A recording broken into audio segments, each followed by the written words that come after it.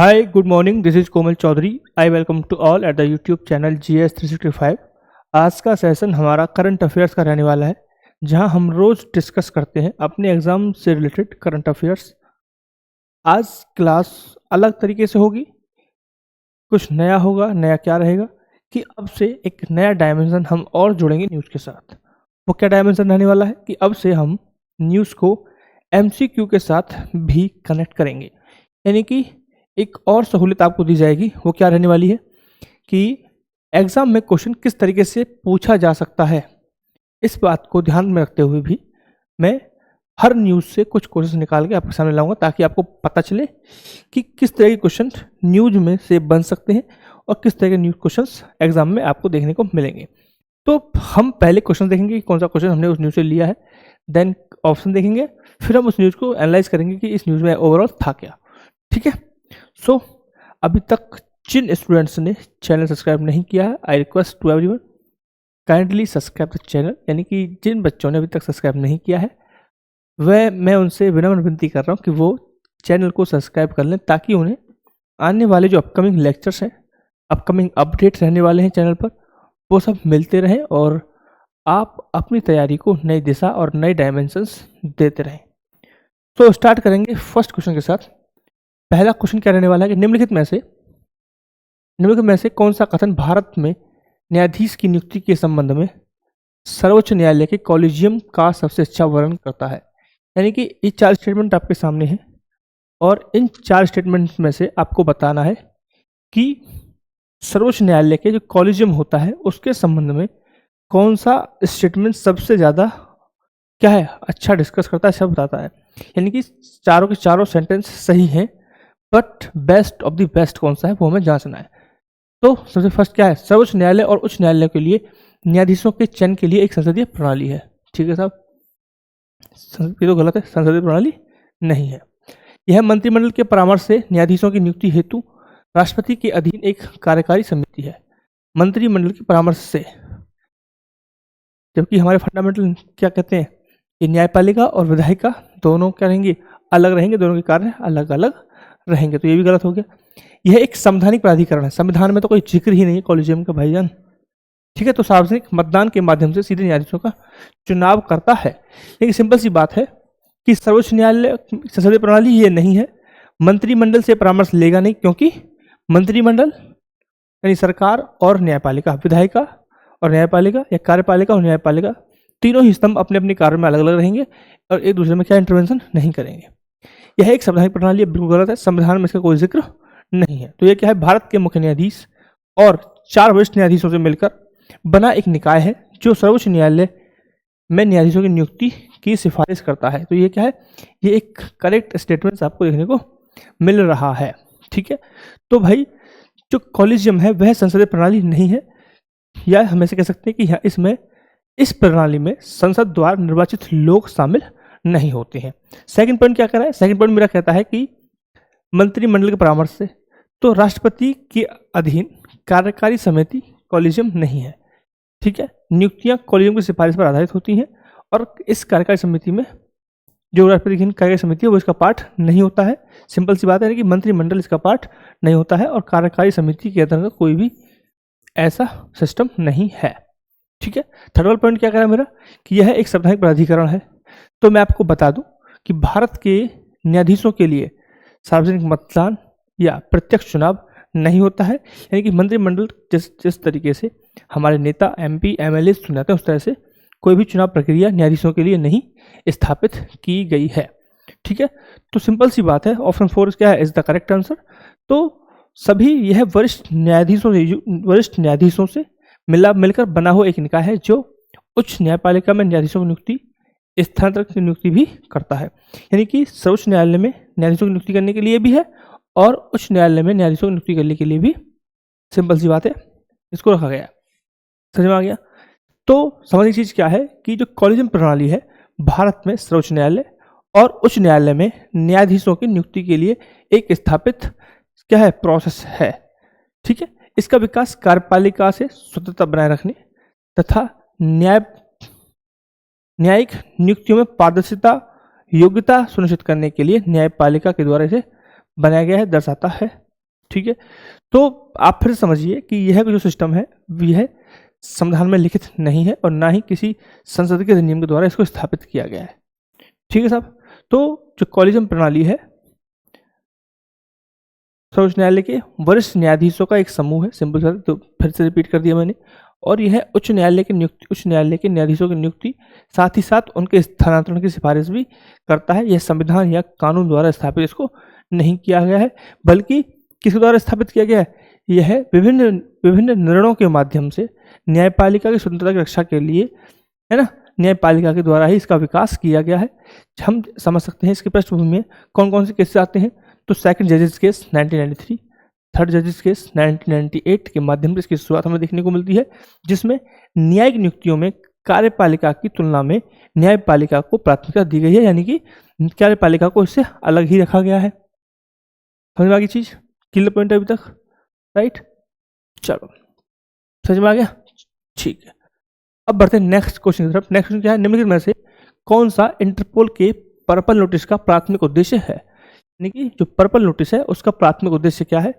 तो भाई मेरे सिंपल सी बात समझ लीजिए आप कि लापता व्यक्तियों के बारे में सदस्य देशों को सचेत करना, आपराधिक कार्यप्रणाली, वस्तुओं के उपकरणों और छिपाने के तरीकों के बारे में जानकारी प्रदान करना, प्रत्यार्पणों के लिए भगोड़ा की गिरफ्तारी का अनुरोध करना, संयुक्त राष्ट्र सुरक्षा परिषद द्वारा सूचीबद्ध संस्थाओं पर प्रतिबंध लगाना। कौन सा करेक्ट आंसर है?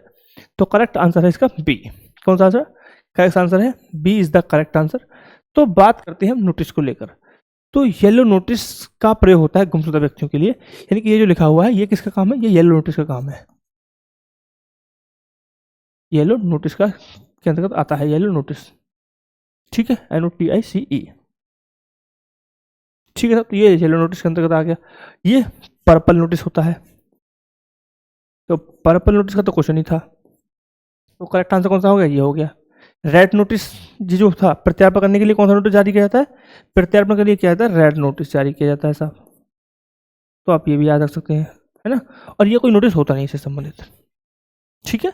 तो संयुक्त राष्ट्र के प्रबंधों के लिए इंटरपोल संयुक्त राष्ट्र सुरक्षा परिषद विशेष सूचना का उपयोग किया जाता है, यानी कि इसको कोई चीज प्रतिबंध करने के लिए संयुक्त राष्ट्र सुरक्षा परिषद की विशेष सूचना का प्रयोग किया जाता है, ना कि पर्पल नोटिस का इसके लिए प्रयोग किया जाता है। तो आई होप कि आपको सभी नोटिस के बारे में पता चल गया होगा। येलो नोटिस मिस होता है कि लापता व्यक्तियों का पता लगाने के लिए येलो नोटिस जारी करते हैं। आपराधिक कार्यप्रणाली, वस्तुओं, उपकरणों और छिपाने की बात के बारे में जानने के लिए क्या करते हैं? पर्पल नोटिस जारी किया जाता है। और प्रत्यार्पण के लिए रेड नोटिस जारी किया जाता है। यानी कोई भी भगोड़ा है जो यहाँ से पैसे लेके चला गया और वहाँ के अब आ नहीं रहा है, तो कौन सा नोटिस जारी किया जाएगा? रेड नोटिस जारी किया जाता है, ठीक है। तो थोड़ा समझते हैं नोटिस प्रक्रिया क्या है। तो इंटरपोल की जो ये नोटिस क्या है? नोटिस सिस्टम सदस्य देशों की, जो सदस्य देश हैं इसके, उसकी जो, जैसे हमारे यहाँ क्या है, कानून प्रवर्तन एजेंसी होती है ना, कानून प्रवर्तन एजेंसी, जैसे कि हमारे यहाँ पे ED है ना, उनके बीच सहयोग को बढ़ाने के लिए अंतर्राष्ट्रीय उपकरण के रूप में यह कार्य करता है। सिंपल सी बात है। इसमें मैंने आपको बता दिया पर्पल नोटिस क्या है, येलो नोटिस क्या है, सारे नोटिस आपको बता दिए गए हैं। क्लियर पॉइंट है? चलो सिंपल। अब बढ़ते हैं नेक्स्ट क्वेश्चन की तरफ। और नेक्स्ट क्वेश्चन क्या है मेरा कि कोनोकार्पस पेड़, कौन सा पेड़ बेटा? कोनोकार्पस पेड़, जिस पर हाल ही में प्रतिबंध लगाने की सिफारिश की गई है, ठीक है, को भारत में जैव विविधता के लिए मुख्यतः इसलिए खतरा माना जाता है क्योंकि, यानी कि एक कोनोकार्पस पेड़ है जिस पर क्या है? प्रतिबंध लगाने की मांग की जा रही है। क्यों मांग की जा रही है? क्यों मांग की जा रही है, वही आपको आंसर खोजना है कि इसके लिए मांग क्यों की जा रही है, ठीक है। तो भाई ऑप्शन क्या क्या है? यह अत्यधिक ज्वलनशील और अक्सर जंगल में आग लगाने का कारण बन जाता है। नेक्स्ट क्वेश्चन है, इसके पत्ते देशज शाकाभक्षी जानवरों के लिए जहरीले होते हैं। यह कृषि के लिए आवश्यक मिट्टी के पोषक तत्वों को तेजी से खत्म कर देता है।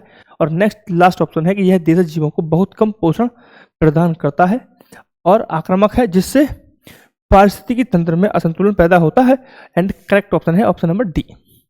ऑप्शन नंबर डी क्यों है? आप पहले ऑप्शन समझेंगे, हम पहले ऑप्शन समझेंगे कि ऑप्शन क्या कहता है। तो फर्स्ट ऑप्शन हमारा है कि यह ज्वलनशील है। तो ज्वलनशील और जंगल की आग लगना कोनोकार्पस के लिए प्राथमिक चिंता का विषय नहीं है कि इसके कारण ही आग लगती है, यह कोई चिंता का विषय नहीं है, ना ही प्राथमिकताओं में आ रहा है, ठीक है। दूसरा ये कह रहा है कि शाकाभक्षी जानवरों के लिए, जो शाकाभक्षी जानवर होते हैं उनके लिए जहरीला है, तो इस बात का कोई प्रूफ नहीं है ना, प्रूफ नहीं है, तो इसे भी हम क्या करेंगे, अवॉइड करेंगे। और नेक्स्ट क्या है कि कृषि के लिए आवश्यक मिट्टी के पोषक तत्वों को तेजी से खत्म कर देता है। ठीक है, तो जो मिट्टी के पोषक तत्वों में तेजी से खत्म करना भी एक इसके लिए क्या है, प्राथमिक कारण नहीं है। इसका प्राथमिक कारण क्या है बेटा, इसका प्राथमिक कारण है कि यह जो देशी जीव जंतु हैं उनको कम पोषक तत्व प्रोवाइड करता है पौधा होने के बाद भी। ऐसा क्यों है, तो थोड़ा समझते हैं कॉर्निकोफरस पेड़ के बारे में। तो कॉर्निकोफरस पेड़ क्या है, एक सजावटी वृक्ष है ना, यानी इसको इसका प्रयोग करते हैं सजावट के लिए। और हाल ही में भारत में जैव विविधता और स्थानीय पारिस्थितिकी तंत्र पर इसके प्रभाव की जो चिंता है उसके बारे में सिफारिश की। क्या सिफारिश कीजिए कि इसको क्या कर दो, प्रतिबंधित कर दो। ठीक है, तो समझेंगे पेड़ों के बारे में, वृक्ष के बारे में जानेंगे। तो सबसे पहली चीज़ है कि यह गैर देशज वृक्ष है, यानी कि यह देशज वृक्ष नहीं है, यानी कि यह देश में नहीं पाया जाने वाला है। यह अलग एक दूसरे क्षेत्र से लाकर यहाँ पर रखा गया है। इसको क्या है, ट्रांसपोर्ट किया है, ट्रांसप्लांटिंग किया गया। ठीक है, जिसमें इसकी मूल रूपता क्या है, इसके मूल रूप में क्या है, कठोर और शहरी क्षेत्रों में हरियाली प्रदान करने के लिए इसको लाया गया था। क्यों लाया गया था कि कठोर और शहरी क्षेत्र में हरियाली यह दे, इसके कारण इसको लाया गया था। हालांकि जब पता चला है, सामने आया है कि जो स्थानीय पक्षी हैं, कीड़े मकोड़े हैं, स्तनधारी हैं, उनको यह पोषक तत्व प्रोवाइड नहीं करवा पा रहा है, जिस कारण यह जो स्थानीय जैव विविधता है उसके लिए खतरा उत्पन्न कर सकता है। ठीक है, तो विशेष जो स्पेशलिस्ट हैं उनकी सिफारिश है कि नकारात्मक प्रभाव के आधार पर कुछ राज्य जैसे गुजरात, तमिलनाडु इसे ऑलरेडी प्रतिबंधित कर चुके हैं। तो बेटा आप नेक्स्ट क्वेश्चन यहाँ से याद रख सकते हैं कि तमिलनाडु और गुजरात के द्वारा यह ऑलरेडी प्रतिबंधित है। ठीक है, तो आपके लिए क्वेश्चन तैयार हो सकता है कि किन राज्यों के द्वारा इसे पहले ही प्रतिबंधित किया जा चुका है। नेक्स्ट एक चीज और याद रखेंगे, इसे ग्रीन डेजर्ट भी कहा जाता है। क्या बोलते हैं, इसे ग्रीन डेजर्ट भी कहते हैं। ठीक है, तो भाई मेरे कोई छोड़ेगा नहीं, ग्रीन डेजर्ट भी कहते हैं। सपोज करो जो हम बोल रहे हैं पेड़ का नाम बोल रहे हैं क्या, कॉर्निकोफरस, इसकी जगह ग्रीन डेजर्ट नाम आ जाए तो आप कंफ्यूज नहीं होंगे, आप पहले से प्रिपेयर रहेंगे।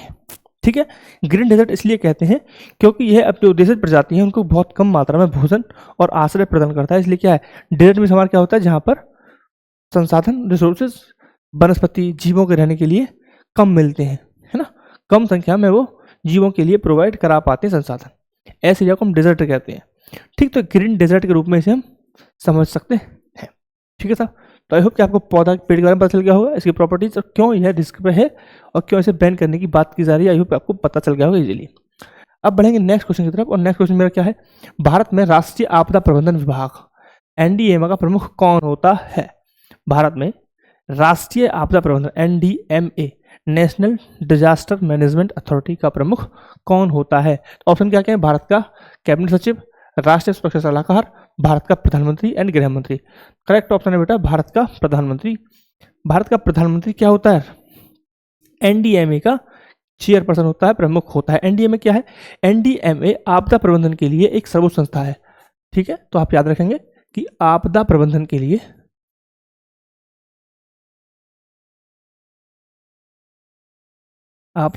लिए यह एक सर्वोच्च संस्था, क्या संस्था है, सर्वोच्च संस्था है। ठीक है, सर्वोच्च संस्था का काम क्या रहता है इसका, तो यह है इसके नेतृत्व में संरचना हो गया, देश के आपदा जोखिम जो प्रबंधन है उसके ढांचे को प्रभावी बनाने के लिए किस डायरेक्शन देना, नीति बनाना, है ना, सभी जो मंत्रालय हैं, विभाग है, उनसे क्या करना, कोऑर्डिनेशन करना, ये सब किसी काम है, सब एनडीएमए के कार्य के रूप हम देखते हैं। ठीक है, किलोपेट इसकी स्थापना, जब हम बात करते हैं एनडीएमए के बारे में, तो एनडीएमए की स्थापना कब हुई थी, तो एनडीएमए की स्थापना हुई थी आपदा प्रबंधन अधिनियम 2005 के माध्यम से। तो कब हुई थी बेटा, आपदा प्रबंधन अधिनियम 2005 के तहत इसको स्थापित किया गया था। किसको, एनडीएमए की बात कर रहे हैं यहाँ पे हम, एनडीएमए की बात हम यहाँ पे कर रहे हैं। ठीक, क्लियर पॉइंट है, क्लियर है ना। तो यह जो होता है ये राष्ट्रीय लेवल पर होता है, ऐसे स्टेट लेवल पर होता है, डिस्ट्रिक्ट लेवल पर भी हम देख सकते हैं। ठीक है, चर्चा का विषय क्यों बना, बहुत सारे क्षेत्रों में अभी बाढ़ आई हुई है, तो ऐसी संस्था अब न्यूज़ में रहेंगी। और मैं फिर से कह रहा हूँ, जो चीज़ न्यूज़ में हो जाती है वो आपके एग्जाम के पॉइंट ऑफ व्यू से बहुत ही ज़्यादा इंपॉर्टेंट रहती है। ठीक है। तो आपदा प्रबंधन अधिनियम 2005 के तहत जो एनडीएमए है वह प्रतिक्रिया तंत्र के रूप में काम करती है, यानी कि फर्स्ट रेस्पॉन्डर होती है, रेस्पॉन्ड करने वाली यह संस्था होती है। इसकी अध्यक्षता प्रधानमंत्री के द्वारा की जाती है और यह देश में आपदा प्रबंधन के लिए डायरेक्शन देना, नीति बनाना, योजना निर्धारित करना, इन सब कार्यों को देखती है। केंद्र और राज्य सरकारों का मार्गदर्शन करना, प्रयासों पर समन्वय करना यानी कोऑर्डिनेशन करना, और एक एक्टिव कंट्रोल, एक्टिव क्या करना, दृष्टिकोण सुनिश्चित करना, इसका मुख्य कार्यरूप हम देखते हैं। ठीक है। इस तरीके से स्टेट लेवल पर होती है और डिस्ट्रिक्ट लेवल पर भी संस्थाएं होती हैं जो अपने अपने क्षेत्र में कार्य को करती है। सेम कार्य उनका रहता है लेकिन वह छोटे लेवल पर कार्य करती हैं अपने क्षेत्र में। ठीक है साहब। तो आई होप आपको क्वेश्चन समझ में आ गया होगा। नेक्स्ट हमारा है निम्नलिखित कथनों पर विचार कीजिए। निम्नलिखित कथनों पर विचार कीजिए। पर्पल नोटिस इंटरपोल द्वारा जारी किए जाने वाले 8 प्रकार के लेटरों में से एक है। ठीक है। सबसे पहला क्वेश्चन क्या है कि पर्पल नोटिस जारी किए जाने वाले, पर्पल नोटिस इंटरपोल द्वारा जारी किए जाने वाले 8 प्रकार के अलर्टों में से एक है। फर्स्ट है। सेकंड क्या है, इंटरपोल संयुक्त राष्ट्र सुरक्षा परिषद विशेष नोटिस उन संस्थाओं और व्यक्तियों के लिए जारी किया जाता है जो संयुक्त राष्ट्र सुरक्षा परिषद प्रतिबंध समितियों के निशाने पर है। ठीक है। तो भाई पहली चीज ये है कि ये चीज ठीक है, पर्पल नोटिस अभी हम पीछे पढ़ के आए हैं। तो 8 प्रकार के नोटिसों में से एक नोटिस है। ठीक है। तो क्वेश्चन ये आएगा 8 प्रकार के नोटिस है, करेक्ट है, 8 प्रकार के नोटिस है। पर्पल नोटिस क्यों किया जाता है अभी हम लास्ट क्वेश्चन में पढ़ के आए हैं। ठीक है। हमने यहाँ पे यही बात की, सुरक्षा परिषद की भी हमने बात की। सुरक्षा परिषद विशेष नोटिस उन संस्थाओं व्यक्तियों के लिए प्रतिबंधन के लिए जारी किया जाता है, ये भी हम पढ़ के आए हैं। यानी कि हम ये कह सकते हैं कि ऑप्शन डी हमारा करेक्ट ऑप्शन है। क्या बेटा, ऑप्शन डी हमारा करेक्ट ऑप्शन हमें देखने को मिलता है। ठीक है साहब, क्लियर पॉइंट। तो इंटरपोल हम पहले डिटेल में पढ़ चुके हैं, दोबारा से रिवीजन करने की आई होप कि आपको जरूरत नहीं पड़ेगी। आपको पता है सब चीज़ जो मैं आपको पहले बता चुका हूँ। 8 जो हम अलर्ट क्या होते हैं, क्यों क्यों जारी किए जाते हैं, हम ये चीज़ पढ़ चुके हैं। ठीक है। तो हम से चलेंगे नेक्स्ट क्वेश्चन की तरफ, क्योंकि हम ये लास्ट ये वाला क्वेश्चन जो हमने किया था, कौन सा वाला, ये वाला। ठीक है। तो हम ये कर चुके हैं। जिन बच्चों को रिवाइज करने के लिए पीपीटी चाहिएगी वो जुड़ेंगे बेटा, कहाँ पे जुड़ना है उनको, GS365@u टेलीग्राम चैनल रहेगा ये। यहाँ आप जुड़ सकते हैं सो दैट कि आप जो पीपीटी है उन सबको एक्सेस कर सकें और अपने द्वारा भी इन चीज़ें रिवाइज कर सकें। ठीक है साहब। तो फर्स्ट क्वेश्चन मेरा क्या है, राज्य ऊर्जा दक्षता सूचकांक में राज्यों को 4 प्रदर्शन श्रेणियों में वर्गीकृत किया गया है। फ्रंट रनर्स, अचीवर्स, कंटेंडर्स और एस्पिरेंट्स। ठीक है। नेक्स्ट क्या है, राज्य ऊर्जा दक्षता सूचकांक पूरी तरह से ऊर्जा दक्षता ब्यूरो द्वारा विकसित किया जाता है। क्लियर पॉइंट भैया। तो हमारा सबसे इंपॉर्टेंट चीज बताइए कि ऑप्शन क्या क्या है। ऑप्शन ये है, पहला एक सही है, दूसरा सही है, दोनों सही है, या फिर दोनों में से कोई नहीं।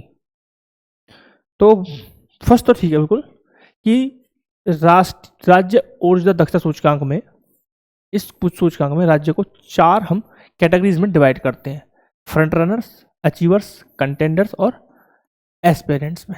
लेकिन जब हम बात करते हैं इसको विकसित करने का, किसके द्वारा इसको विकसित किया जाता है इस सूचकांक को, तो इस सूचकांक को बीईई द्वारा, बीईई के द्वारा किया जाता है। बट एक और साथी एक और समिति है, एक और संस्था है जो उसके साथ काम करती है। क्या नाम उसका, AEEE, यानी कि दोनों संस्थाएं मिलकर इसको डेवलप करती हैं। अगर सिर्फ एक नाम आता है तो वह क्वेश्चन गलत हो जाएगा, आप इस बात का ध्यान रखेंगे। ठीक है। अब बात करते हैं थोड़ा सा कि ऊर्जा दक्षता सूचकांक है क्या। तो यह भारतीय राज्यों और केंद्र शासित प्रदेशों में ऊर्जा दक्षता के मूल्यांकन करने के लिए, ठीक है, यानी कि मॉनिटर करने के लिए एक पहल, एक उपकरण के रूप में कार्य करती है। इससे क्या होता है, इससे प्रतिस्पर्धा को बढ़ावा मिलता है ना, कंपटीशन बढ़ेगा। दूसरा, मॉनिटर हम कर रहे हैं ना कि कौन सा स्टेट कैसा परफॉर्म कर रहा है, इससे मॉनिटरिंग हो रही है। ठीक है। दूसरा कि जो एनर्जी से रिलेटेड एफिशिएंट प्लान हम बना सकते हैं, उसको क्या करना, उसको प्रोत्साहित हम यहाँ पे कर सकते हैं। ठीक है। हम देखेंगे ना कि कौन सा स्टेट आगे बढ़ रहा है, तो क्यों बढ़ रहा है, उसने ऐसे कौन से मेजर्स लिए जिसकी वजह से वह आगे बढ़ रहा है ना। तो हम इससे क्या हो रहा है, इससे कंपटीशन बढ़ेगा, लगातार मॉनिटरिंग हो रही है, और जो कुशल नीतियां हैं उनको प्रोत्साहित किया जा रहा है, और साथ ही साथ और लोग भी उससे क्या करेंगे, अडॉप्ट करेंगे। Clear point. तो राज्यों के बीच ऊर्जा जो दक्षता है उसके प्रदर्शन को मूल्यांकन प्रदान करता है, जिससे ऊर्जा क्षेत्र में सुधार आ सकता है और नए नए मानक हम स्थापित कर सकते हैं। जैसे कि भारत के निम्न कार्बन अर्थव्यवस्था के प्रवर्तन के लिए भी इसे महत्वपूर्ण कह सकते हैं, है ना। क्योंकि अब जो हमारा एक स्पेसिफिक हमने ऊर्जा दक्षता के लिए भी एक सूचकांक निकाल दिया है ना, और उसमें परफॉर्मेंस हो रहा है, राइट। अभी दूसरे एक और इम्पोर्टेंट चीज़ है, इसमें 36 स्टेट एंड यूटी पार्टिसिपेट कर रहे हैं, ठीक है। सभी इसका क्या है, इसका पार्ट है, यानी कि 28 राज्य और 8 केंद्र शासित प्रदेश, सारे स्टेट और सारे यूटीज इसमें क्या है, अपने आप को शामिल करते हैं, प्रदर्शन के रूप में अपने आप को यहाँ पे एग्जिबिट करते हैं। क्लियर पॉइंट है, क्लियर है। चलिए आगे बढ़ते हैं।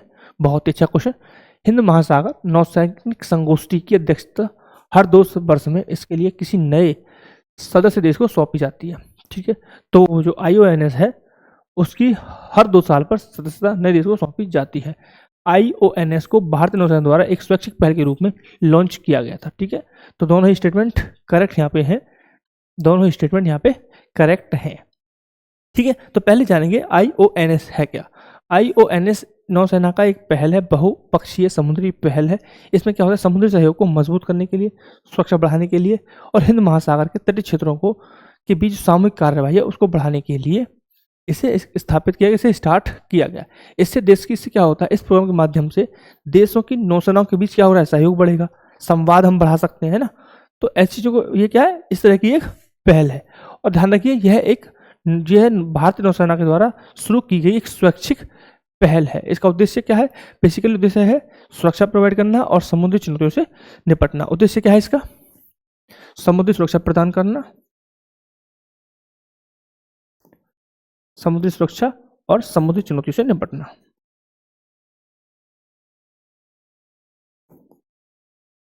ठीक है। दोनों चीज यहाँ पे मैंने लिख दी है, चुनौती से निपटना। क्लियर पॉइंट, ठीक है, राइट। दूसरा, इसे कब स्टार्ट किया गया था, तो इसे बेटा 2008 से स्टार्ट किया गया है। कब किया गया, इसे 2008 से प्रारंभ किया गया था स्वैच्छिक पहल के रूप में। क्षेत्रीय समुद्री सहयोग को बढ़ाने के लिए इसे क्या किया गया था, 2008 में स्थापित किया गया था। और बारी बारी से हर 2 साल में जो इसके सदस्य होते हैं वो अध्यक्षता करते हैं। सिंपल क्वेश्चन है, समझ में आ गया, कोई दिक्कत, कोई दिक्कत। और वर्तमान में ऐसी संस्थाओं के जो प्रासंगिकता है, जो इंपोर्टेंस है वो बढ़ जाती है। जैसे कि होती रिबेल्स हो गए ना, कि बहुत पायरेसी हो गई समुद्र में, है ना, समुद्र डकैती और समुद्र सुरक्षा, है ना, आपदा, कोई अगर कोई इमरजेंसी आ रही है समुद्र में, तो ऐसी संस्था, ऐसे जो प्लेटफॉर्म होते हैं वो उनकी प्रासंगिकता को बढ़ाते हैं। और आने वाले समय में इसकी प्रासंगिकता और बढ़ने वाली है, क्योंकि जो समुद्र में होने वाली जो जियो पॉलिटिक्स है वो कहीं ना कहीं एक नया रूप ले रही है। Next question please. Next question हमारा है, अंतर्राष्ट्रीय कन्वेंशन के संदर्भ में निम्नलिखित कथनों पर विचार कीजिए। अंतर्राष्ट्रीय संगठित अपराध के विरुद्ध संयुक्त राष्ट्र अभिसमय यूनिटॉक संगठित अपराध से निपटने के लिए एकमात्र वैश्विक कानूनी रूप से बाध्यकारी साधन है। यानी कि अंतर्राष्ट्रीय संगठित अपराध है कोई, उसे निपटने के लिए एक संस्था है UNTOC, अनटॉक, और यह एकमात्र वैश्विक कानूनी रूप से बाध्यकारी साधन है अपराधों से निपटने के लिए, ठीक है। अनटॉक को पलेर्मो कन्वेंशन के नाम से भी जाना जाता है, पलेर्मो कन्वेंशन के नाम से भी जाना जाता है। क्या ये सही है, अगर देखते हैं। नेक्स्ट हमारा है, भ्रष्टाचार के विरुद्ध संयुक्त राष्ट्र अभिसमय UNCAC को 2000 में अपनाया गया था और 2003 में इसे लागू किया गया था। ऑप्शन क्या है, 1 और 2, 2, 1, 3। तो करेक्ट ऑप्शन क्या है बेटा, करेक्ट ऑप्शन क्या है, करेक्ट ऑप्शन हमारा है ऑप्शन नंबर 2, सॉरी ये वाला सी, ऑप्शन नंबर 2, ठीक है। क्लियर पॉइंट है।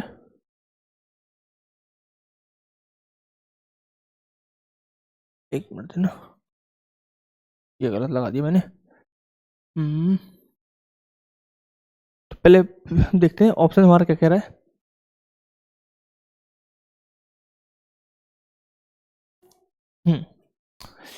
तो ये भी ठीक है, ये भी ठीक है, ये भी ठीक है, तो ऑप्शन डी जाएगा बेटा, है ना, क्योंकि सारे ऑप्शन ही ठीक हैं। तो जब हम बात कर रहे हैं अनटॉक संगठित अपराध के विरुद्ध एकमात्र वैश्विक रूप से कानूनी रूप से बाध्यकारी साधन है, यानी कि यह एक क्या है, बाध्यकारी साधन है, ये बात सच है और यह एकमात्र ही पॉइंट है। अनटॉक को पलेर्मो कन्वेंशन के रूप में भी हम जानते हैं, ठीक है, और एक UNCAC है जिसके बारे में हमने बात की। Clear point.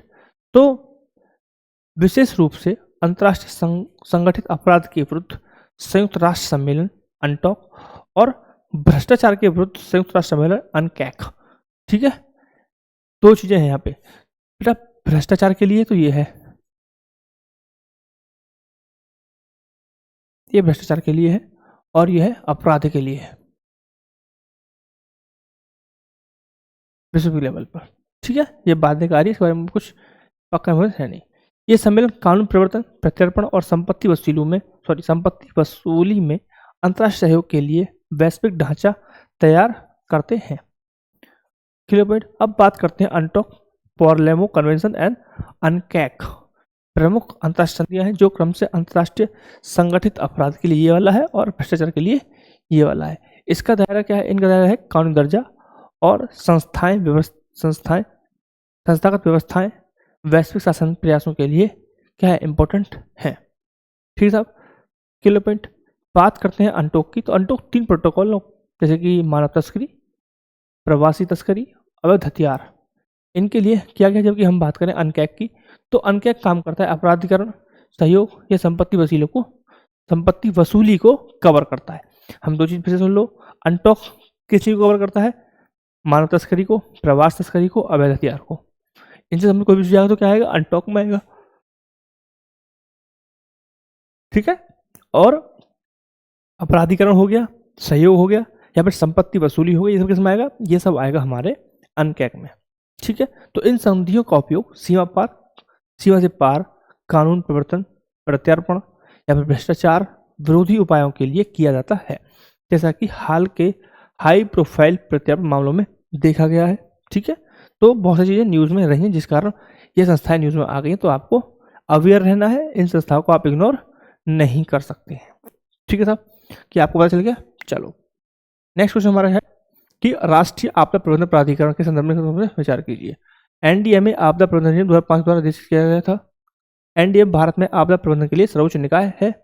तो क्या ऑप्शन करेक्ट होना चाहिए? बताइए जरा, कौन सा ऑप्शन करेक्ट होना चाहिए? बताइए, चलो बताइए, बताइए कौन सा ऑप्शन करेक्ट होना चाहिए। मैं इसलिए आपसे पूछा हूं क्योंकि हम ये क्वेश्चन पीछे कर चुके हैं। ठीक है, तो option C is the correct answer, क्योंकि आपदा प्रबंधन अधिनियम 2005 के द्वारा इसको स्थापित किया गया था और यह सर्वोच्च निकाय के रूप में कार्य करता है। ठीक है, हम पढ़ चुके हैं बहुत ही डिटेल में। Clear point. नेक्स्ट देखिए, नेक्स्ट क्वेश्चन क्या है हमारा? रंजीत सागर बांध जिसे थीन बांध के रूप में हम जानते हैं, निम्नलिखित में से किस नदी पर स्थित है? ठीक है, तो सबसे इंपॉर्टेंट चीज तो यह है कि रंजीत सागर बांध को थीन बांध के रूप में भी आप जानते हैं। तो यानी कि आप ये नहीं रखेंगे कि रंजीत सागर बांध ही आपको याद है, आपसे थीन बांध के रूप में भी यहाँ क्वेश्चन पूछा जा सकता है और आपको अवेयर रहना है। ठीक है, तो किस नदी पड़ता है? यमुना नदी, गंगा नदी, रावी नदी या फिर सतलज नदी? तो करेक्ट ऑप्शन है बेटा रावी नदी। किस नदी पड़ेगा? रावी नदी पर यह हमें देखने को मिलता है। ठीक है, तो रंजीत सागर बांध बहुउद्देश्य नदी घाटी परियोजना की भौगोलिक और कार्यात्मक संसाधन प्रबंधन, विकास और इन सब की भूमिका को समझने के लिए बहुत ही ज़्यादा महत्वपूर्ण है। इसका बहुत ही ज़्यादा इंपॉर्टेंस है। ठीक है, रंजीत सागर बांध को थीन बांध के रूप में भी जानते हैं। यह बेटा रावी नदी पर पड़ता है और लोकेशन क्या है, कहाँ पड़ता है? यह पड़ता है पठानकोट में। कहाँ पड़ेगा बेटा? यह पठानकोट में पड़ता है। आप ये लोकेशन भी याद रख सकते हैं क्योंकि यह इंपॉर्टेंट है और एग्जाम में देखने को मिल जाता है कई बार। ठीक है साहब, डन। कैसा इसे इसका इस परियोजना से क्या होने वाला है? तो यह है सिंचाई एवं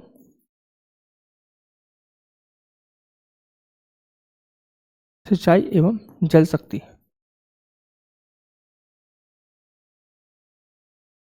सिंचाई एवं जल शक्ति के लिए इसे लाया गया है, इस प्रोजेक्ट को डेवलप किया गया था। ठीक है, क्लियर पॉइंट। यानी कि रावी नदी, पठानकोट और थीन बांध। ठीक, और जब इस जल शक्ति की बात कही है तो जल शक्ति जब हम बात कर रहे हैं तो इस क्षेत्र इसके द्वारा कौन से क्षेत्र को क्या किया जाएगा? पानी दिया जाएगा। बताओ जरा, कौन से क्षेत्र को दिया जाएगा? बताओ कौन से क्षेत्र को पानी इसके द्वारा दिया जाएगा? तो सबसे इंपॉर्टेंट पंजाब, फिर जम्मू कश्मीर, ठीक है। तो इन दो स्टेट के द्वारा मेजर इसको बांध के कार्य किए जाएंगे, सिंचाई बांध से सिंचाई के कार्य किए जाएंगे, बिजली इसके उत्पादन भी किया जाएगा। ठीक है, क्लियर पॉइंट, क्लियर। यानी कि आप क्या समझेंगे, रंजीत सिंह सागर बांध, 3 बांध के नाम जानते हैं, रावी नदी पर डेवलप है, पठानकोट लोकेशन है, सिंचाई एवं जल शक्ति के लिए प्रोजेक्ट है, और जल शक्ति जो हमारी विद्युत उत्पादन होगा जल शक्ति से, ठीक है, विद्युत जो उत्पादन होगा वह पंजाब और जम्मू कश्मीर क्षेत्र के लिए किया जाएगा। ठीक है, क्लियर पॉइंट है। चलो क्लियर, तो बढ़ते हैं आगे। और नेक्स्ट पॉइंट हमारा है कि किस राज्य सरकार ने महिलाओं को रोजगार के अवसर प्रदान करने के लिए के उद्देश्य से मुख्यमंत्री महिला रोजगार योजना शुरू की। उत्तर प्रदेश, बिहार, मध्य प्रदेश, झारखंड, राजस्थान। तो करेक्ट ऑप्शन है बिहार। किस स्टेट के द्वारा किया गया बेटा, बिहार के द्वारा किया गया है। तो बिहार सरकार ने हाल फिलहाल में महिलाओं को रोजगार के अवसर प्रदान करने के उद्देश्य से मुख्यमंत्री महिला रोजगार योजना को मंजूरी दे दी है। इसमें क्या होगा, इसमें प्रत्येक परिवार की एक महिला को अपनी पसंद का व्यवसाय शुरू करने के लिए, यानी कि अपनी पसंद का कोई भी काम ओपन करने के लिए वित्तीय सहायता प्रोवाइड करी जाएगी। और पहली किस्त के रूप में इस योजना के माध्यम से 10,000 रुपये आपको मिलेंगे। कितने मिलेंगे, 10,000 रुपये आपको दिए जाएंगे। और इसमें ग्रामीण विकास विभाग भी शामिल है, इसमें ग्रामीण विकास विभाग भी शामिल है। राइट, 6 महीने के रोजगार के बाद इसका मूल्यांकन किया जाएगा और आवश्यक हुई तो लाभार्थियों को 2 लाख रुपए की एडिशनल क्या दी जाएगी, वित्तीय सहायता दी जाएगी। यानी कि आपने कोई काम किया 10,000 रुपये लेकर के, फिर 6 महीने बाद आपका मॉनिटरिंग होगा। ठीक है, मॉनिटरिंग होगा, उसके बाद आपको फिर से अगर रिक्वायरमेंट लगती है तो 2 लाख रुपए का एडिशनल क्या मिलेगा, आपको वित्तीय सहायता प्रोवाइड की जाएगी। क्लियर, आपको पता चल गया। राइट, इस योजना में महिलाओं द्वारा निर्मित जो भी उत्पाद वो बेचेंगे के लिए स्थानीय बाजार, हॉट बाजार, इन सब का विकास भी इस योजना में शामिल किया गया। इसका उद्देश्य है कि महिलाओं को सशक्त बनाना और बिहार में जो नौकरियां हैं उसके पलायन को कम करना। ठीक है, तो उद्देश्य क्या है, नौकरियां देना और पलायन को रोकना। इसके साथ साथ क्या बेटा, हॉट बाजार और लोकल बाजार भी डेवलप किए जाएंगे। राइट, और ये महिलाओं के लिए, बेसिकली महिलाओं के लिए यह योजना है। Done, clear point. चलो आगे बढ़ते हैं। नेक्स्ट हमारा है कि अंतर्राष्ट्रीय क्रिकेट परिषद ने हाल ही में प्रशंसक जुड़ाव बढ़ाने के लिए गूगल के साथ किस क्षेत्र में ऐतिहासिक साझेदारी की घोषणा की है। पुरुष क्रिकेट, महिला क्रिकेट, घरेलू cricket, test championship, franchises league. तो करेक्ट ऑप्शन है हमारा महिला क्रिकेट। क्या है, वुमेन क्रिकेट।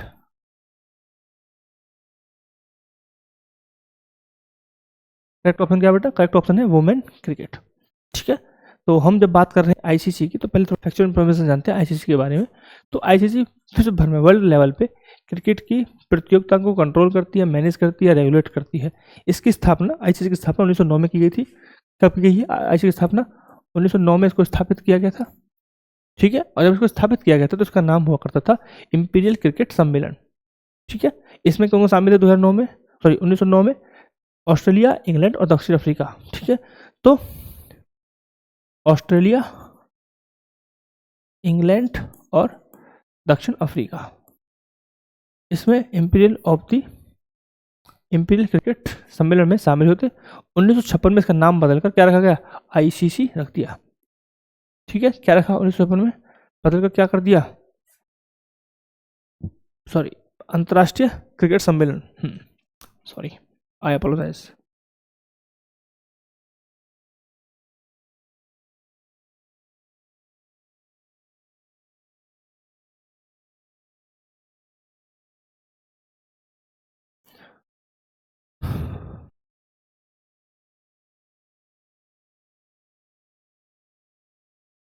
ठीक है साहब, तो 1956 में, नहीं 1965, यार क्या कर रहा हूँ मैं, गलती हो रही है। 1965 में अंतर्राष्ट्रीय क्रिकेट सम्मेलन के रूप में इसको परिवर्तित किया गया और बाद में 1989 में इसका नाम बदलकर क्या कर दिया, 1989 में आईसीसी बना दिया साहब। इसे क्या बना दिया, आईसीसी। ठीक है, तो यह घरेलू क्रिकेट से जुड़ा, महिला क्रिकेट से जुड़ा हुआ है। ठीक है। दूसरा, हमने आपको बताया कि 1909 में इंपीरियल क्रिकेट सम्मेलन के रूप में इसको स्थापित किया गया था। ठीक है, इंपीरियल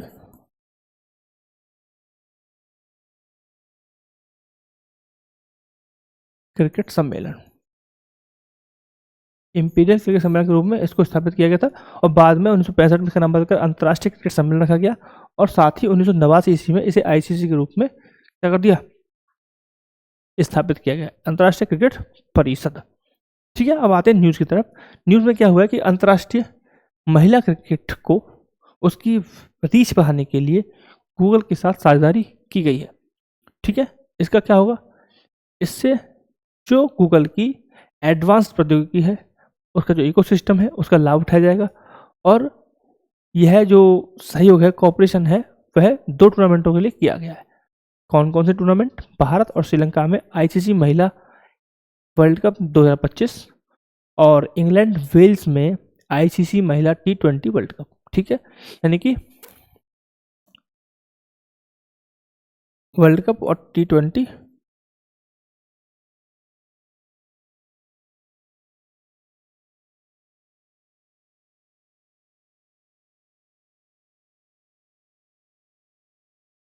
राइट। तो जो वुमेन का वर्ल्ड कप होने वाला है 2025 और 2026। ठीक है, तो 2025 वाले के लिए और 2026 दोनों के लिए क्या किया गया है, इसके लिए साइन किया गया, इसको MOU साइन किया गया है, ताकि जो महिला क्रिकेट है उसकी रीच बढ़ाई जाए और उसे ज़्यादा से ज़्यादा लोगों तक पहुंचाया जाए।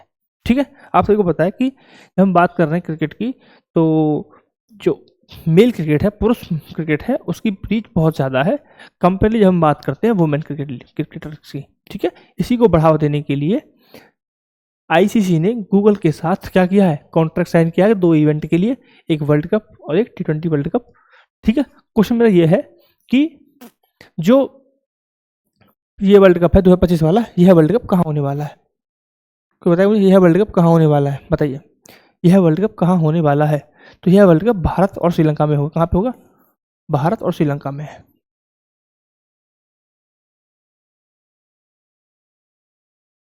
कहाँ होगा, भारत एवं श्रीलंका। ठीक है, क्लियर पॉइंट। वहीं T20 वर्ल्ड कप कब हो रहा है, तो 2026 कहाँ हो रहा है, इंग्लैंड और वेल्स में। कहाँ पे, इंग्लैंड वेल्स में होगा, ये दूसरा वाला। ठीक है, तो लोकेशन भी आपको बता दी गई है। Right, clear. तो सभी हाइलाइट्स, चाहे जो भी राइट है, चाहे वो हाइलाइट्स के हों और चाहे वो जीतने का जश्न हो, सारे टूर्नामेंट, पूरे टूर्नामेंट को कवर करेगा कौन, गूगल। बढ़ते हैं नेक्स्ट न्यूज़ की तरफ, और नेक्स्ट न्यूज़ हमारा है कि विद्युत मंत्रालय ने हाल ही में राज्य ऊर्जा दक्षता सूचकांक 2024 जारी किया गया है, जिसे ऊर्जा दक्षता ब्यूरो और aliens for the energy efficient AEE और E, लास्ट में बात की थी ना, अभी लास्ट क्वेश्चन हमने डाला है पीछे।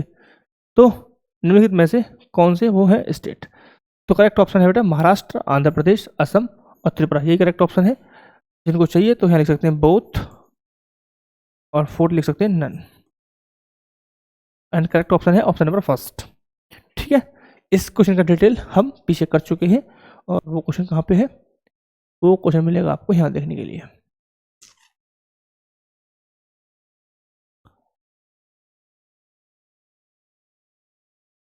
एक मिनट देना, ये वाला क्वेश्चन हम कर चुके हैं। ठीक है, तो यहाँ मैंने आपको बताया था कि जो ऊर्जा दक्षता सूचकांक है उसे AEE एक और संस्था है जिसके द्वारा, दोनों संस्थाओं द्वारा मिलकर यहाँ पे किया जाता है। तो इसको इस रिपोर्ट में जो आगे आने वाले स्टेट हैं, अग्रणी श्रेणी के स्टेट हैं, ठीक है, तो इन स्टेटों का नाम क्या है, महाराष्ट्र, आंध्र प्रदेश, असम, त्रिपुरा। ठीक है, ये जो स्टेट है यह सीट्स पर आए हैं, यानी कि टॉप स्टेट है, ये टॉपर ऑफ द लिस्ट।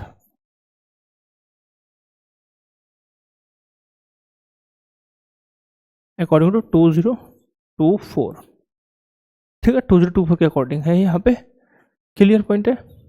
तो ये पता है आपको कि यह सूचकांक BEE और AEEE द्वारा डेवलप किया जाता है। ठीक है, क्लियर पॉइंट है। चलो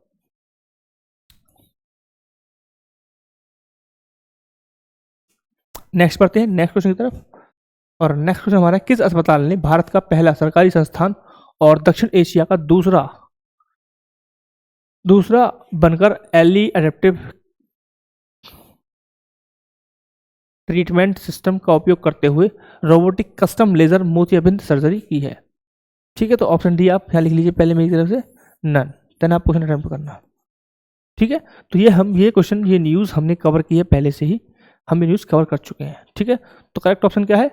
ऑप्शन ए है AIIMS Delhi army hospital research and referral. ये कहाँ पे है? ये न्यू दिल्ली में है। ठीक है, कमांड अस्पताल पुणे में है। तो करेक्ट ऑप्शन है बेटा army hospital research and referral. तो ये आपका करेक्ट ऑप्शन हमें यहाँ पे देखने को मिलता है।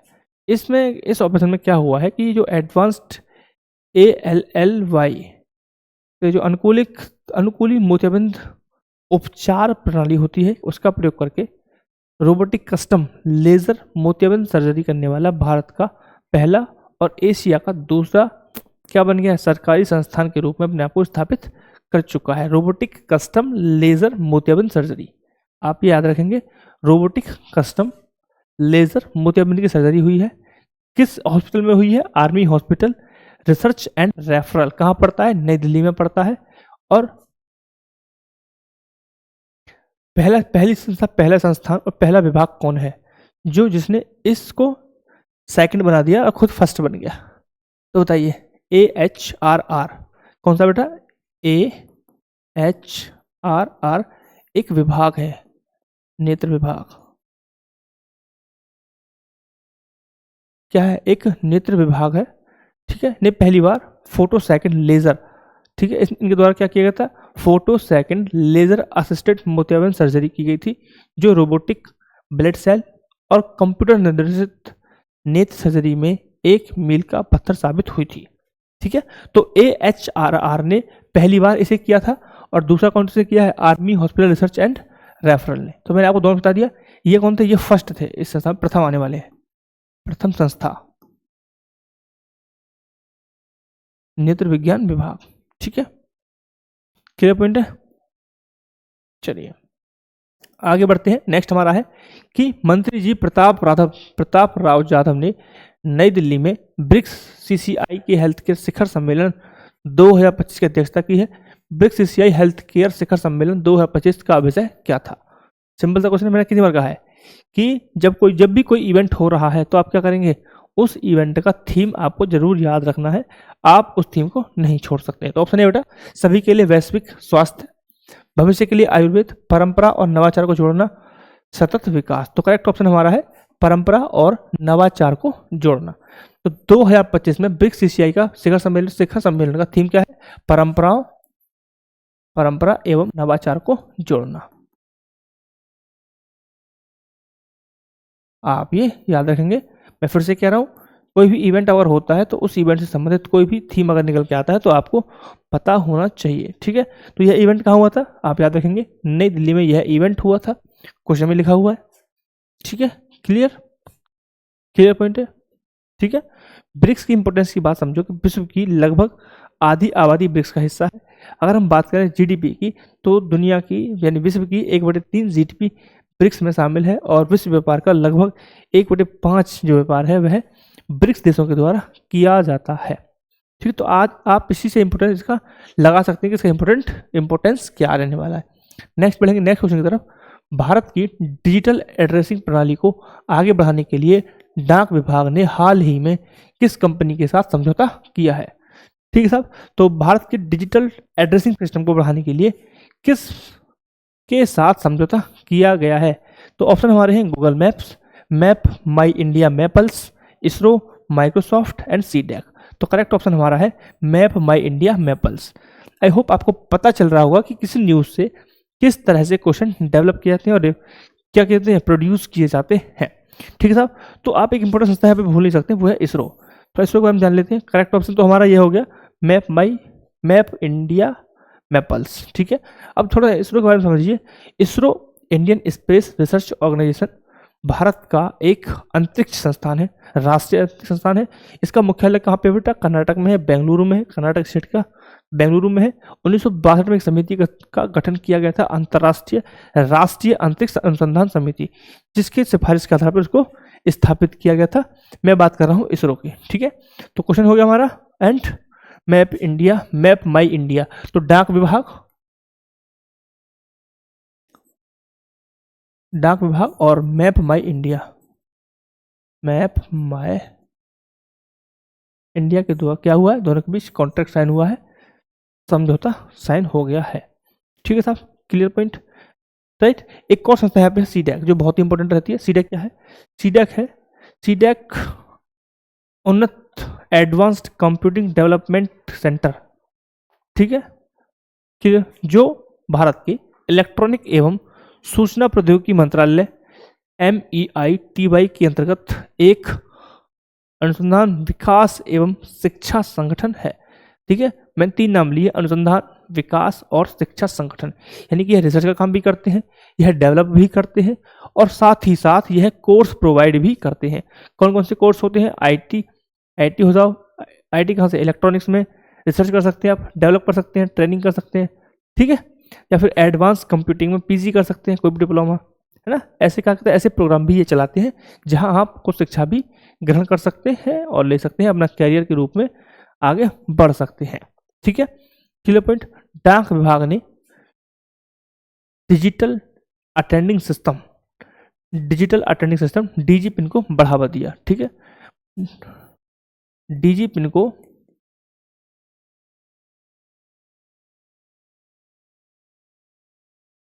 बढ़ावा देने के लिए ये कॉन्ट्रैक्ट किया गया है, ठीक है। DG पिन क्या होता है भाई? DG पिन को बढ़ावा देने के लिए मैप माई इंडिया के साथ समझौता किया है। DG पिन के विकास और कार्यान्वयन के माध्यम से भारत की डिजिटल एड्रेसिंग प्रणाली को आगे बढ़ाने के लिए मैप माइंड्स के साथ डाक विभाग ने क्या किया है? समझौता ज्ञापन कर दिया है, ठीक है। तो भाई मैप माई इंडिया ने योर DG पिन एप्लीकेशन के लिए आधार मानचित्र उपलब्ध कराएगा, ये पहले तो, है ना, फोटो, बेसिकली फोटो, है ना, जिससे जो DG पिन है उसका सटीक क्या हो सके, कैसे प्रोड्यूस किया जा सके। DG पिन क्या है? बेसिकली DG पिन डिजिटल रूप से एक क्या है? पासवर्ड रहने वाला है जो आपको प्रोवाइड किया जाएगा, ठीक है, जहां आपकी सभी इंफॉर्मेशन क्या रहेंगी? उपलब्ध रहेंगी। और इसके लिए इस डेटाबेस को बनाने के लिए, आवंटित करने के लिए मैप माई इंडिया के साथ डाक विभाग ने MOU साइन कर लिया है, ठीक है साहब। चलो नेक्स्ट स्टेप बढ़ते हैं और नेक्स्ट क्वेश्चन है, टाटा कंसल्टेंसी सर्विसेज की नई गठित AI और सर्विस ट्रांसफॉर्मेशन यूनिट के प्रमुख के रूप में किसे नियुक्त किया गया है ना। देखो मैंने कहा था ना, नियुक्ति संबंधित क्वेश्चन बनेगा, और जब ऐसा क्वेश्चन बनेगा ना फिर आप खेल जाओगे पेपर में, अब भूल जाओगे कि क्या था। नियुक्तियां बहुत पड़ी थी, बट एक प्राइवेट कंपनी नियुक्ति भी आ सकती है, क्योंकि आप सभी को पता है रतन टाटा जी के बारे में, है ना। तो करेक्ट ऑप्शन क्या है बेटा? Amit Kapoor is the correct answer for this question. So Amit Kapoor is the right answer, clear. News में क्यों है कि TCS ने अभी AI और सेवा परिवर्तन इकाई का नेतृत्व करने के लिए अमित कपूर को नियुक्त किया है टाटा कंसल्टेंसी सर्विसेज, ठीक है, इसके प्रमुख के रूप में अब अमित कपूर जी काम करने वाले हैं, ठीक है साहब, क्लियर पॉइंट। इससे ज़्यादा कोई इन्फॉर्मेशन यहाँ पे हमारे लिए इंपॉर्टेंट नहीं है। अब बढ़ेंगे हम नेक्स्ट क्वेश्चन की तरफ, और नेक्स्ट क्वेश्चन हमारा है, रक्षा मंत्रालय के अंतर्गत सार्वजनिक क्षेत्र की रक्षा उपक्रम गोवा शिपयार्ड लिमिटेड को राष्ट्रपति द्रौपदी मुर्मू द्वारा आयोजित किए गए समारोह में प्रतिष्ठित स्कोप एमिनेंस अवार्ड 2022 से सम्मानित किया गया। GSL को किस श्रेणी में सम्मानित किया गया है, ठीक है, क्लियर। तो गोवा शिपयार्ड लिमिटेड को किस चीज के लिए सम्मान दिया गया है, ये चीज है, राइट। तो भाई पहले तो चीज समझ लीजिए कि गोवा शिपयार्ड को सम्मान कौन सा मिला है? प्रतिष्ठित स्कोप एमिनेंस अवार्ड 2022-23, ठीक है। तो यहाँ तो मैंने अवार्ड से रिलेटेड क्वेश्चन नहीं बनाया, बट आप अवार्ड से रिलेटेड भी क्वेश्चन तैयार अपना रखेंगे, इन्फॉर्मेशन यूज करने के लिए तैयार रखेंगे। तो GSL को किस श्रेणी के लिए सम्मानित किया गया? रक्षा निर्यात, महिला सशक्तिकरण, अनुसंधान और नवाचार। तो करेक्ट ऑप्शन हमारा है महिला सशक्तिकरण के लिए इसे यह अवार्ड दिया गया, प्रतिष्ठित स्कोप एमिनेंस अवार्ड, प्रतिष्ठित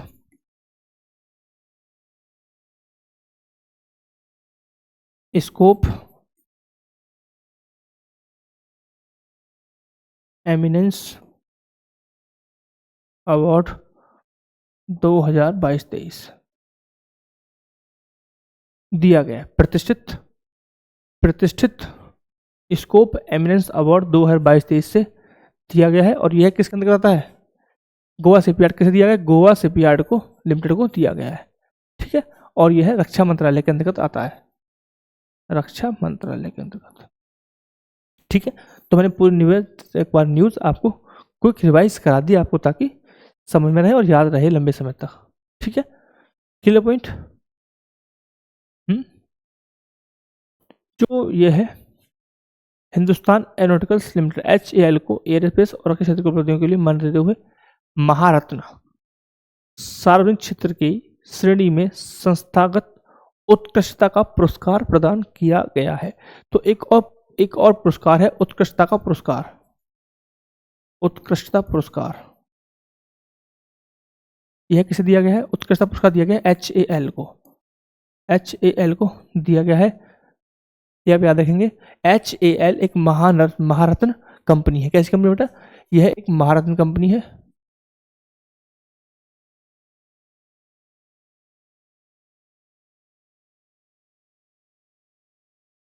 महारत्न कंपनी है। ठीक है, तो एक और अवार्ड की हमने बात की, कौन सा अवार्ड है? उत्कृष्टता पुरस्कार, जो किसे दिया गया? HAL को दिया गया है। और HAL क्या है? HAL एक महारत्न कंपनी है। ठीक है, क्लियर पॉइंट है। अब हम बात करेंगे, एक चीज़ आप सुन लीजिए, महारत्न कंपनी क्या होती है। तो महारत्न कंपनी ऐसी होती है जो पहले क्वालिफिकेशन क्या है कि वह कम से कम पहले एक नवरत्न कंपनी होनी चाहिए, उसके बाद पिछले 3 वर्षों में 25,000 करोड़ का वह अगर औसत सालाना, ठीक है, और 5,000 करोड़ का शुद्ध वार्षिक लाभ अगर कमाती है, तो वह कंपनी महारत्न कंपनी के रूप में स्थापित या कैटेगराइज कर दी जाती है। ठीक है, हालांकि कुछ छोटे मोटे और भी क्या है योग्यता है, जैसे कि वह स्टॉक एक्सचेंज में रजिस्टर्ड होनी चाहिए, उसकी निवल संपत्ति 15,000 करोड़ रुपए की वार्षिक निवल संपत्ति होनी चाहिए। ये छोटी मोटी योग्यता है जो क्या होनी चाहिए, एक महारत्न कंपनी बनने के लिए होनी चाहिए। ठीक है, क्लियर पॉइंट। नेक्स्ट हमारा है महालेखाकार CGA के अनुसार जुलाई 2025 के अंत तक भारत का राजकोषीय घाटा पूरे वर्ष लक्ष्य का कितने प्रतिशत रहेगा? तो कितना रहने वाला है भाई? ऑप्शन क्या है? 17.2%, 17.3%, 25.0% और करेक्ट ऑप्शन है 29.9%। राजकोषीय घाटा कितना होने वाला है 2026 के लिए? 29.9। कितना? 2025 के लिए लिखा हुआ है, कहीं लिखा हुआ है। ठीक है, कुछ मेरा ये है कि राजकोषीय घाटा क्या होता है। राजकोषीय घाटा किसी वित्तीय वर्ष में, सुन लीजिए, राजकोषीय घाटा किसी वित्तीय वर्ष में सरकार के कुल व्यय और कुल प्राप्तियों के बीच का अंतर होता है।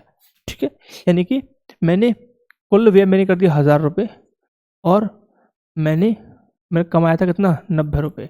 तो 10 रुपये का क्या लगे बेटा? 10 रुपये का लगे घाटा। घाटा कितना हो गया? 10 रुपये। ठीक है, तो ये बोलेंगे राजकोषीय घाटा।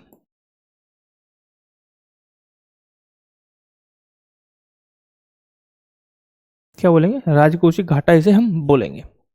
ठीक है, तो मेरे को ये बताइए कि जो प्राप्ति हम लिखी है, ये तो ये क्या हो गया?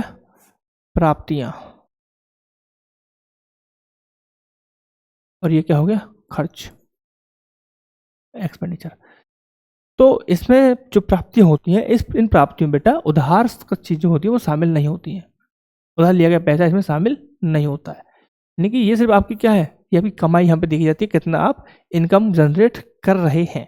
ठीक है, यहाँ पर उधार का शामिल नहीं होता है। हालांकि सरकार इस घाटे को कम करने के लिए अक्सर उधारी का प्रयोग करती है। उधार कैसे देती है सरकार? अक्सर ट्रेजरी बिल हो गया, बॉन्ड हो गए, ऐसी जारी करके पैसे क्या करती है? इकट्ठा करती है, जनरेट करती है और राजकोषीय घाटे को कम करने की कोशिश लगातार करती है।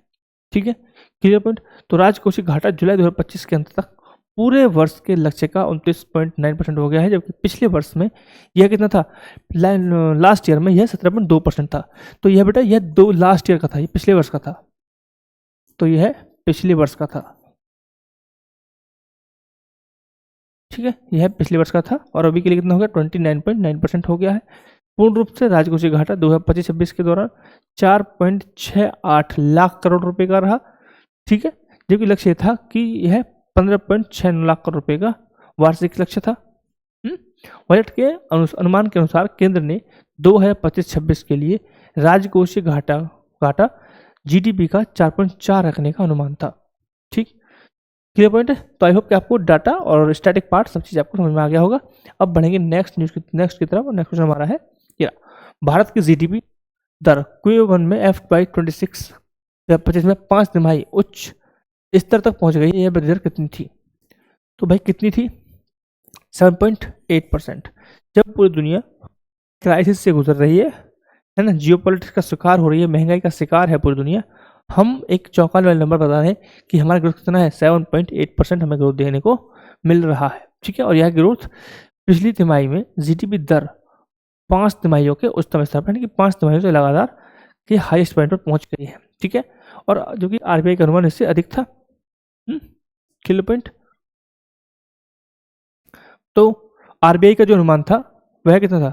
भारत की जीडीपी वर्ष 2026 की पहली तिमाही में 60.8% बढ़ी। पिछले तिमाहियों में सबसे अधिक था, जो कि पिछले वर्ष इसी अवधि में हमने यह ग्रोथ 6.5% देखी थी। यानी कि अगर लास्ट सेम समय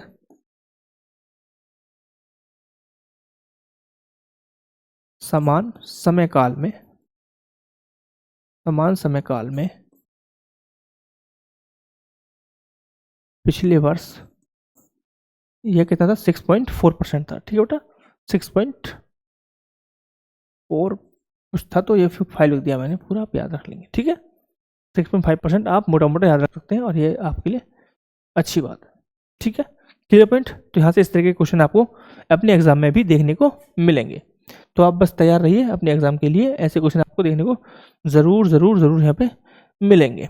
ठीक है, नेक्स्ट हमारा है एनजीडी के डिजी लॉकर और ई डिस्ट्रिक्ट प्लेटफॉर्म पर लगभग 2000 ई सरकारी सेवाओं का अखिल भारतीय एकीकरण हासिल किया गया। एनजीडी का गठन किस वर्ष किया गया था?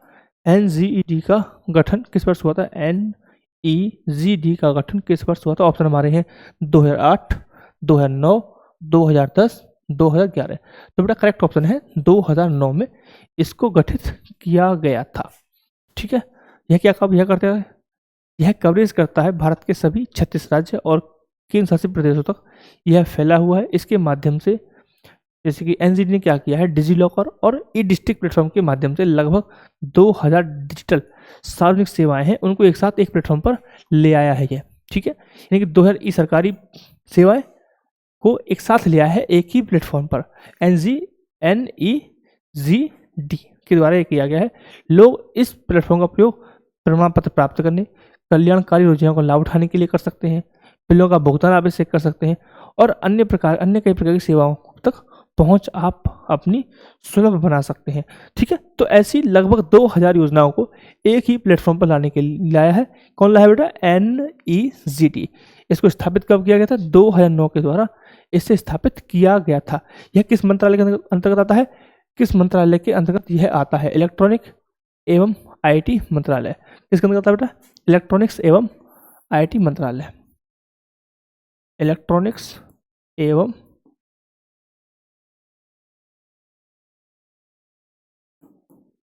आईटी मंत्रालय के तहत आता है, ये इसके अंतर्गत काम करता है। ठीक है साहब, क्लियर पॉइंट। 2009 में इसको गठित किया गया था। ठीक, क्लियर। यह एक और पॉइंट याद रख सकते हैं आप, यह डिजिटल इंडिया कॉर्पोरेशन के अंतर्गत, यह डिजिटल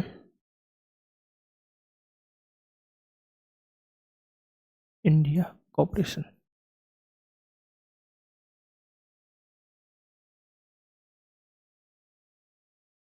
के अंतर्गत, ठीक है, एक स्वतंत्र विभाग के रूप में कार्य करता है, के अंतर्गत प्रभाग के रूप में।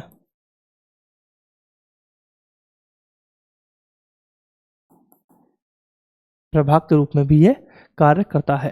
ठीक है साहब, क्लियर। अब बढ़ेंगे नेक्स्ट न्यूज की तरफ, और नेक्स्ट मेरा क्वेश्चन ये है कि आयुष मंत्रालय 3-4 सितंबर 2025 को राष्ट्रीय आयुष मिशन और राज्यों में मनाया गया। बताओ आयोजित किया गया 2 दिवसीय शिखर सम्मेलन। तो कहाँ पे आयोजित किया गया था ये? यह आयोजित किया गया है चेन्नई, हैदराबाद, नई दिल्ली, सूरत, पता नहीं कहाँ पे किया गया है। तो यह इवेंट हुआ है बेटा नई दिल्ली में। कहाँ पे हुआ है? नई दिल्ली में है। ये क्वेश्चन थोड़ा पूरा नहीं है, आप लिख सकते हैं कि आयुष मंत्रालय 3 और 4 सितंबर 2025 को राष्ट्रीय आयुष मिशन और राज्यों में क्षमता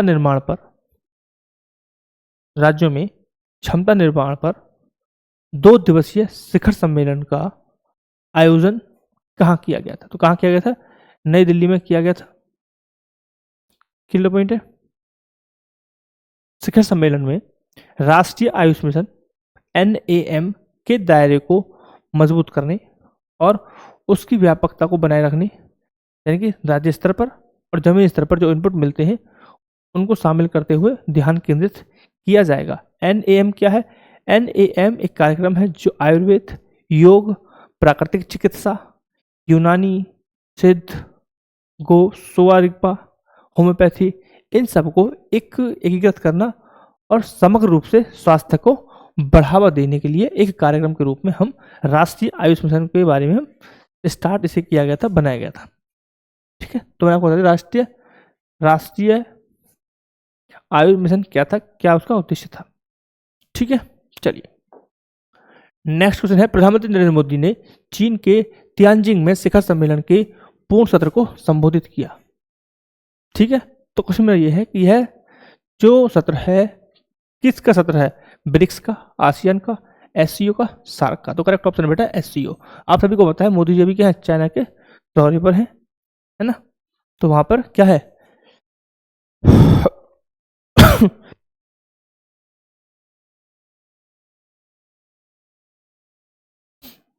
तो तियानजिंग में बैठक हो रही है, SCO का सम्मेलन हुआ है, शिखर सम्मेलन है। शिखर सम्मेलन है कि राष्ट्र प्रमुख यहाँ पर है, राष्ट्र प्रमुखों का सम्मेलन। राष्ट्रीय प्रमुख मतलब जो भी सरकार का प्रमुख होगा उन सबसे मेरा मतलब यहाँ पे यही है। ठीक है, क्लियर पॉइंट है। इसके थीम इसमें क्या कहते हैं? इसमें उन्होंने कहा था कि जो आतंकवाद है उसके दोहरे जो डबल स्टैंडर्ड है उनको क्या नहीं किया जाएगा, स्वीकार नहीं किया जाएगा। आतंकवाद मानवता के लिए खतरा है, ऐसी ऐसी बात उन्होंने यहाँ पे की। यानी कि एक इम्पोर्टेंट स्टेटमेंट ये है, इम्पोर्टेंट चीज़ ये है समझने की कि अभी कुछ दिन पहले आपने सुना होगा कि रक्षा मंत्री राजनाथ सिंह जी ने जो SCO का जो जॉइंट स्टेटमेंट था उस पर साइन करने से मना कर दिया। क्यों कर दिया? क्योंकि उस स्टेटमेंट में पहलगांव से संबंधित कोई भी स्पेशल या कोई भी स्टेटमेंट वहाँ पे नहीं था। लेकिन इस बार भारत कामयाब है और ये भारत की डिप्लोमेटिक जीत रहेगी कि वह जो SCO का फाइनल सम्मेलन था, फाइनल समिट था, उस समिट के जॉइंट स्टेटमेंट में इसे शामिल करने में सफल रहा। ठीक है साहब, क्लियर पॉइंट। अब बढ़ते हैं नेक्स्ट क्वेश्चन है, गुजरात के अहमदाबाद में डायल 112 के अंतर्गत जन रक्षक परियोजना का उद्घाटन किसने किया? ठीक है, तो जन रक्षक परियोजना कहाँ स्टार्ट हुई है? तो समझ सकते हैं आप, गुजरात में की गई है। कहाँ पे? गुजरात में। किसके द्वारा की गई है? अमित शाह के द्वारा की गई है। अमित शाह के द्वारा की गई थे। और इस क्या है? डायल 112 योजना। क्या है बेटा? डायल 112। डायल 112 करना है आपको। ठीक है, तो किस द्वारा की गई है? अमित शाह के द्वारा इसे किया गया है। करेक्ट ऑप्शन क्या है? अमित शाह। ठीक है, करेक्ट ऑप्शन क्या है? अमित शाह। यानी कि आप डायल करेंगे 112, आ जाएगा एम्बुलेंस, अग्निशम, जो फायर ब्रिगेड से महिलाओं संबंधित, बच्चों संबंधित या फिर आपदा संबंधित कोई भी जो होते, तो आप एक ही नंबर पर सारी चीज़ें उपलब्ध हो जाएंगी। अब आपके लिए आपको सिर्फ क्या करना है? 112 डायल करना है। ठीक है, किलो पॉइंट है। चलो नेक्स्ट आते हैं, और नेक्स्ट क्वेश्चन है, भारत सरकार द्वारा आदिवासी भाषाओं के लिए शुरू किए गए AI आधारित अनुवाद मॉडल का नाम क्या है? तो अनुवाद मॉडल क्या है?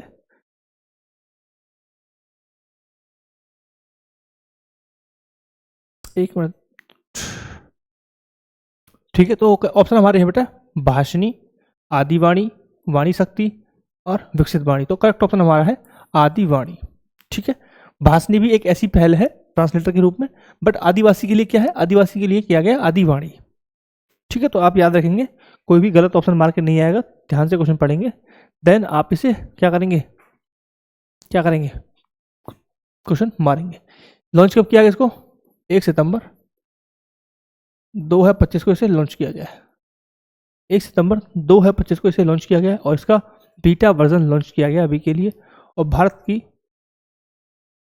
इसे जनजातीय गौरव वर्ष के तहत इसे विकसित किया गया है। किसके तहत? जनजातीय गौरव वर्ष। ठीक है, एक पहल है जनजातीय गौरव वर्ष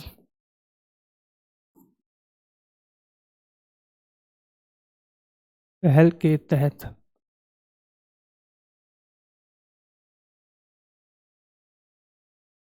विकसित किया गया। ठीक है, तो आप ये भी याद रखेंगे, ये बहुत ही इंपॉर्टेंट और अच्छी चीज है। चलिए आगे बढ़ते हैं और नेक्स्ट क्वेश्चन हमारा है कि भारत की पहली multi lane free fellow toll प्रणाली किस राज्य में लागू की जाएगी? भारत की पहली multi lane free flow toll प्रणाली सिस्टम लागू किया जाएगा किस स्टेट के द्वारा लागू किया जाएगा पहले? तो ऑप्शन है हमारे महाराष्ट्र, राजस्थान, गुजरात, हरियाणा। थोड़ा करेक्ट ऑप्शन है गुजरात। क्या है करेक्ट ऑप्शन? है Gujarat. Gujarat is the correct option. आप यहां से याद रखेंगे, गुजरात में पहली multi lane free flow toll प्रणाली सिस्टम को क्या किया गया? लॉन्च किया गया है। ठीक है, किलो पॉइंट।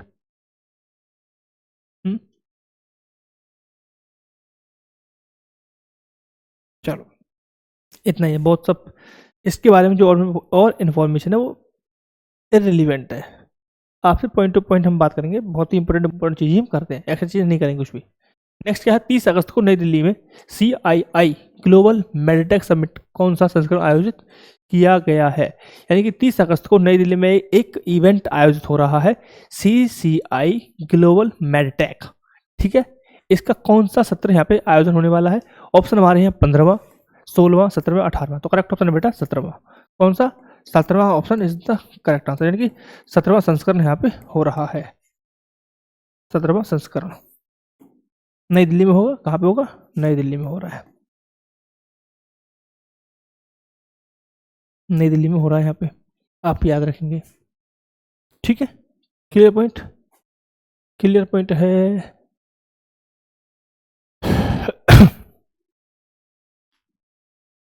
नेक्स्ट हमारा है क्वेश्चन, मेरा बहुत ही सिंपल सा है। और मोबाइल उपकरणों के लिए भारत की पहली टेम्पर्ड ग्लास निर्माण सुविधा उद्घाटन कहाँ पे किया गया है? यानी कि जो मोबाइल के लिए टेम्पर्ड ग्लासेस होते हैं उनके निर्माण के लिए जो क्या कहते हैं प्लांट लगा है वो कहाँ पे लगा है? करेक्ट ऑप्शन हमारे हैं गुरुग्राम, बेंगलोर, पुणे और नोएडा। तो करेक्ट ऑप्शन हमारा है नोएडा। ठीक बेटा, क्या ऑप्शन है? Noida. Noida is the correct option. लेकिन नोएडा में पहला क्या लगाया गया है? टेम्पर्ड निर्माण ग्लास निर्माण सुविधा फैक्ट्री लगाई गई है टेम्पर्ड की। तो भारत में पहली टेम्पर्ड ग्लास निर्माण का जो यूनिट है वह नोएडा में उसका उद्घाटन कर दिया गया है। कब किया गया बेटा? 30 अगस्त को इसका उद्घाटन किया गया था। कब किया गया है? 30 अगस्त 2025 को इसका उद्घाटन हमें किया गया है। क्लियर पॉइंट है? चलो बहुत अच्छे, सही कर रहे हैं आप। नेक्स्ट हमारा है कि अगस्त 2025 में 3 दिवसीय मेला पट उत्सव भारत के लिए किस राज्य के द्वारा प्रदेश में मनाया गया है?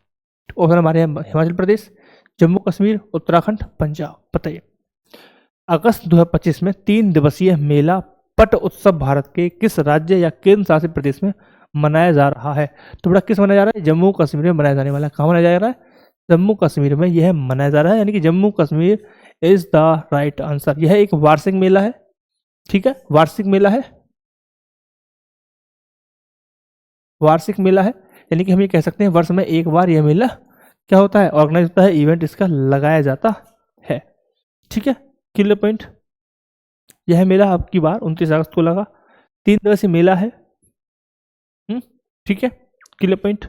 यह मेला मुगल सम्राट अकबर और भद्रवाह के जो राजा थे नागपाल, उनकी मुलाकात के उपलक्ष्य में यह मनाया जाता है। और एक कब से मनाया जा रहा है? यह 16वीं सदी से यह मनाया जाता है। बेटा कब से मनाया? 16वीं सदी से मनाया जा रहा है। ठीक है, क्यों मनाया जाता है? अकबर और नागपाल, नागपाल की मीटिंग मतलब वार्तालाप हुआ था, मीटिंग हुई थी, उस मीटिंग के उपलक्ष्य में, मुलाकात के उपलक्ष्य में से मनाया जाता है। ठीक है, मुलाकात हुई थी, उस मुलाकात के उपलक्ष्य में से मनाए जाते हैं। 16वीं सदी से इसे लगातार मनाया जा रहा है। ठीक है। और हमारा लास्ट क्वेश्चन क्या है, एक मिनट, लास्ट क्वेश्चन हमारा रहने वाला है कि निम्नलिखित में से किस राज्य के मंत्रिमंडल ने प्रत्येक परिवार की एक महिला को अपनी पसंद का व्यवसाय शुरू करने के लिए वित्तीय सहायता प्रदान करने हेतु एक नई योजना शुरू की है। तो यह हम क्वेश्चन कवर कर चुके हैं पहले ही, बिहार। ठीक है, जिसे मैंने आपको बताया कि 10,000 रुपये आप क्या मिलेंगे, व्यवसाय शुरू करने के मिलेंगे। 6 महीने बाद आपका मॉनिटरिंग होगा, मॉनिटर ठीक रहता है और तो लगता है कि रिक्वायरमेंट है तो क्या करेंगे, 2 लाख रुपये तक का एडिशनल आपको क्या मिल जाएगा। इस योजना का नाम क्या है, मुख्यमंत्री महिला रोजगार योजना। कौन सा नाम है, मुख्यमंत्री